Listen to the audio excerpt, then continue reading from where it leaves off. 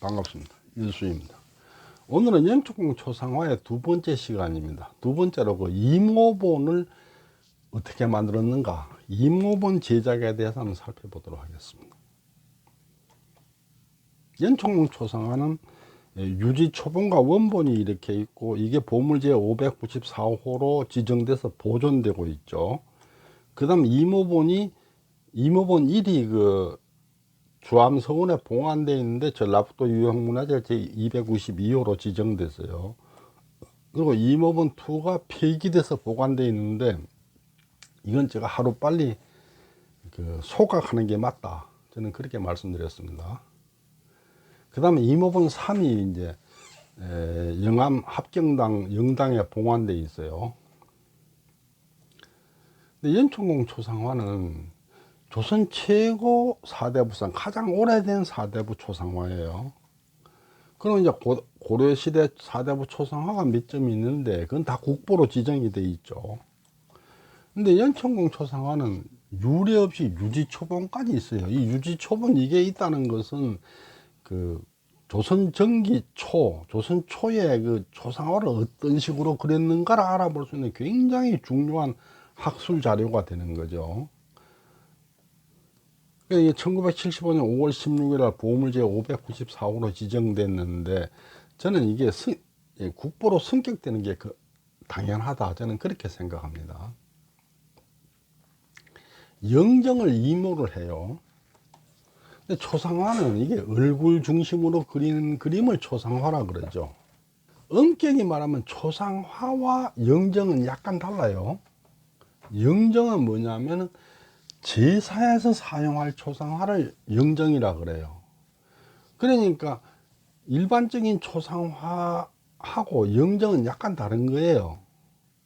제사에 사용하는 초상화가 영정이니까, 얼굴 중심으로 그리는 초상화는 여러 가지 기법을 추가하기도 하고 빼기도 하고 여러 가지 조절을 할 수 있지만은, 영정은 있는 그대로 그려야 돼. 영정은 생신 모습을 완벽하게 모사해야 돼. 대개 영정을 보면은 흉터가 있는 사람은 흉터를 그대로 그려요. 얼굴에 곰보 자국이 있는 사람은 곰보 자국을 그대로 그려요. 우리나라 그 초상 영정 중에 그 곰보 자국이 있는 거 많습니다. 왜냐하면은 그냥 초상하면 곰보 자국을 따듬어서 지울 수도 있는데, 제사에 쓰는 그 영정은 그러면 안 되는 거예요. 있는 그대로 수염은 가닥 하나하나까지, 눈썹 하나하나까지 있는 그대로 그려야 되는 게 영정이에요. 영정이 실제 모습하고 틀리면은 그 사람이 아니라고 보는 거죠. 제사에 모시고 제사를 모실 건데 그 사람이 아닌 그림을 그려놓고 면 안 되잖아요. 그러니까 영정은 모습을 완벽하게, 흉터가 있으면 흉터가 있는 대로, 어디 찢어졌으면 찢어진 대로, 곰보 자국이 있으면 곰보 자국이 있는 대로, 연촉공 영정도 보면은 뒤에 가서 제가 설명을 드리겠습니다만은 그런 게 있어요. 그걸 그대로 그려야 되는 거예요, 이렇게. 이제 이모는 그 모습을 옮겨 그리는 거예요. 원래 모습을 이제 새로 옮겨서 복사한다, 이 말이지, 쉽게 말해서. 근데 이제 연촉공 초상의 이모본은 세 본이 있어요. 연촉공 초상의 이모본을 보면은 이게 이모본 1, 이게 주암서원에 봉안되어 있습니다. 이모본 2는 그 합경당에서 지금 보관하고 폐기 처분되어 있는 거죠. 너무 많이 훼손됐잖아요, 이렇게요. 뻥뻥 구멍이 뚫히고 이렇게 훼손이 많이 돼서 지금 보관하고 있는 거예요. 저기 녹동서원에 봉안했다가 이렇게 된 건데, 이게 지금 이 초상화보다 한 50 몇 년, 60년 먼저 그린 건데, 후손이 보존한 거하고 남이 유림이 보존한 거 차이가 요래요. 만약에 지금 보물로 지정된 원본을 동락당에다가 보존 안 하고 저기 녹동서원에 존양사에다가 줬다면은 아마 일이 됐을 거예요. 지금 이걸 보면은 후손이 영정을 보존하는 것과 후손이 아닌 유림이 보존하는 차이가 뚜렷하게 보인다고 봐요. 이게 후손이 관리했으면 이렇게 되지 않았을 거다, 이런 얘기죠. 그 다음에 이제 임업원 3이 이제 합경당에 봉환이 되어 있어요. 영천궁 영정의 봉환 실태를 보면은 대개 서원에 가보면은 그 영정을 봉환한 그 서원들이 많이 있어요. 그런데 가보면 되게 동무나 서무에 봉환해요. 동무, 서무가 뭐냐면 이제 사당 서원이 있으면 제일 위에 이제 북쪽에 이제 신실이라 해가지고 사당이 있죠. 사당이 있고 그 앞에 이제 동쪽에 있는 그 제실을 동무, 서쪽에 있는 걸 서무 이렇게 불러요. 대개 초상화는 그 동무나 서무에 봉환을 하고 그 신실인 그 사당에는 위패만 이렇게 봉환이 됐죠. 위패만. 되게 그래요. 그런데 영천궁 영정은 영정각에 봉환이 돼 있어요. 그리고 영정각 이게 주건물이야. 그 합경당은 원래 동락당에서 시작이 됐어요. 그 주암서원은 영정각으로 시작했어요. 그러니까 합경당과 주암서원은 영정각 이게 주건물이고 합경당이 부속 건물이에요. 주암서원도 영정각이 주건물이고 숙경제가 부속 건물이야. 그러니까 보통 서원들은 동무나 서무에라 봉환하는데 연천궁 영정은 영정각에 봉환되어 있고 영정각이 주건물이에요. 합경당은 동락당에서 시작해. 동락당이 초상화 모시려고 한 거였죠. 거기서 시작됐기 때문이고 주암서원도 초상화 모시려고 주암사를 지었다가 주암서원이 됐기 때문에 그 전통에 의해서 지금도 영정각에나 모셔놓고 영정각에서 제사를 모셔요. 그러니까 초상화를 놓고 옆에 위패는 밑에 내놓고 초상화에다가 제사를 모시고 있는 거죠. 그 점이 이제 다른 데하고 다르다 이렇게 말할 수 있어요. 근데 녹동서원에 봉환됐을 때는 동무에 봉환돼 있었어요. 그러니까 이제 녹동서원 동무에 봉환되고 주암서원은 영정각에 봉환되고 합경당은 동락당에 봉환되고 이런 차이가 있는 거죠. 녹동서원은 신실인 그 존양사에는 위패만 봉환되어 있었는 거죠. 그럼 이제 최초의 이모가 어떻게 됐는가? 이모본 1을 어떻게 이모했느냐를 한번 보겠습니다.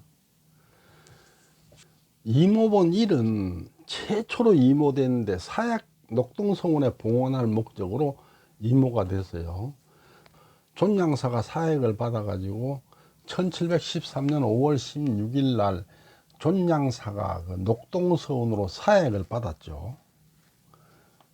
그러니까 이제 사액을 받으면서 안동입시 측에서 김수왕 초상화를 갖다 걸겠다 이렇게 얘기를 하는 거예요. 그런데 김수왕 초상화를 걸면서 주벽에 초상화가 없으면 안 되잖아요. 갖다 걸어야 되잖아요. 그런데 전주 최씨 가문에서는 절대 원본은 영보촌을 못 떠난다. 안 된다. 뻑뻑 우기는 거야.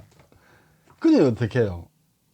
주벽 초상화가 없으면 안 되겠는데 이쪽에서 초상화를 못 주겠다지. 그러니까 이제 다시 그리자. 이모를 하자. 이렇게 된 거예요. 그 이제 이모되는 과정을 한번 보겠습니다. 예조 청액회계 하는 글이 1713년에 산당집에 있어요. 이게 뭐냐면은 이제 존양사를 그 사액을 내려주십시오 하고 이제 그 상소를 올리니까 그걸 이제 예조에서 승인을 해서 왕이 승인을 받아서 예조가 그 청액에 대해서 회계라는 게 뭐냐면 그 답장이에요. 답장을 보낸 거예요. 여기를 보면은 5월 18일 날 이 예조 청액 회계가 예조를 출발했어요. 그래가지고 23일 날 전주 전라감령에 도착을 했어요. 게다가 25일 날 영암읍에 도착을 했어요.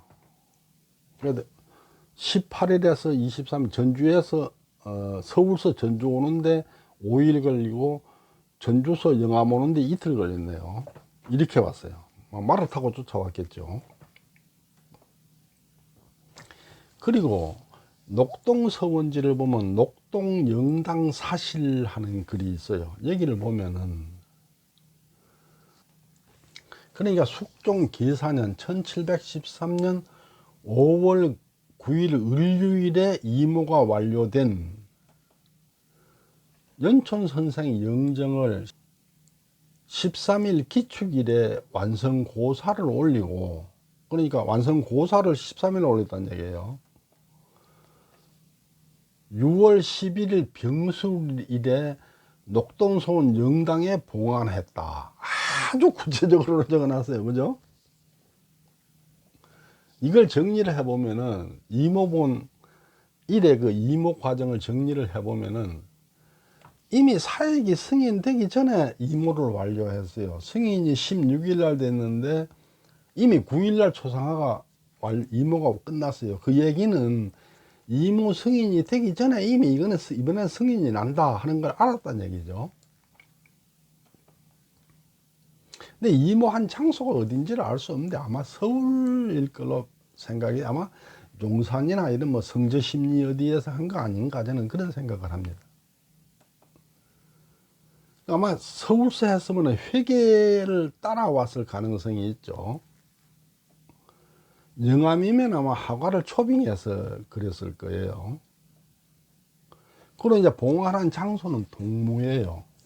이게 동무나 서무의 초상화를 봉안하는데 왜 동무에 봉안했다고 말하느냐? 물증이 있어요. 알 녹동서원 유감 하는 글을 이하곤이 지은 두타초에 이게 있는데 1722년이에요. 그러니까 녹동서원이 사행을 받고 9년 지난 뒤에 이하곤이 녹동서원을 가본 거예요. 그리고 이제 뭐 거기에 대해서 뭐 써놓고는 뒤에 여기 주석이 달려 있어요. 주석이. 이 주석을 보면은 연촌 최 선생은 이름이 덕지로 세종 때 배설이 홍문관 부재하게 이르렀고 훗날 글을 올려 은퇴를 요청하니 박팽령과 성삼문이 시문을 주어주면서 전송했다. 초상화가 있어서 동무에 문곡공 초상화와 나란히 봉안되어 있는데, 문곡공은 김수황이죠. 동무라죠. 동무에 봉안되어 있다 그랬어요. 직접 저 사람이 가서 보고 적은 거예요. 얼굴 생김새가 생시 모습 그대로이며 복식이 지금 사람들과 달라서 특이하다. 이 사람이 이제 이모본 일을 보고 적은 거예요. 이모본 일의 이모 과정을 쫙 한번 보겠습니다. 5월 9일 날 이모 작업이 완료가 됐어요. 그리고 13일 날 이모 완료 고사, 고사를 지냈어요. 그리고 이제 16일 날 녹동서원이 사액이 승인이 떨어졌어요. 그러니까 사액 승인 떨어지기 일주일 전에 이미 초상화가 완료가 된 거죠. 그 얘기는 이번에는 틀림없이 그 사액이 나온다는 걸 알았다는 얘기죠. 그리고 이제 5월 25일 날 사액 회계가 영암에 도착했어요. 아마 초상화도 이때 같이 왔을 가능성이 있겠죠. 그리고 6월 11일 날 녹동서원 동무에 봉안을 했고 6월 12일 날 녹동서원 연액 향사를 지냈어요. 연액이라는 게 뭐냐면은 사액을 받은 그 서원 현판을 걸고 제사를 모시는 거. 이때부터 이제 그러니까 6월 11일까지는 이걸 이제 존양사 이렇게 불렀고 12일부터 이제 녹동서원 이렇게 불렀다. 이렇게 말할 수 있는 거죠. 공식적으로. 영상이 너무 길어 여기에서 잘랐습니다. 나머지는 다음번에 올리겠습니다.